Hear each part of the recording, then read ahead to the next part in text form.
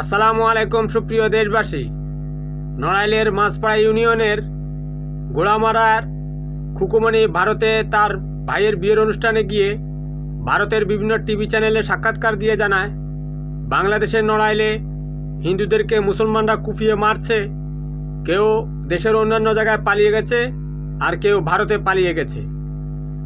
সামাজিক মাধ্যমে ভিডিওটি ভাইরাল হওয়ার পর চ্যানেল 24-এর সাংবাদিক নড়াইলে সংখ্যালঘু হিন্দুদের সাথে সরাসরি কথোপকথন করে জানে এটা একেবারে ভুয়া খবর।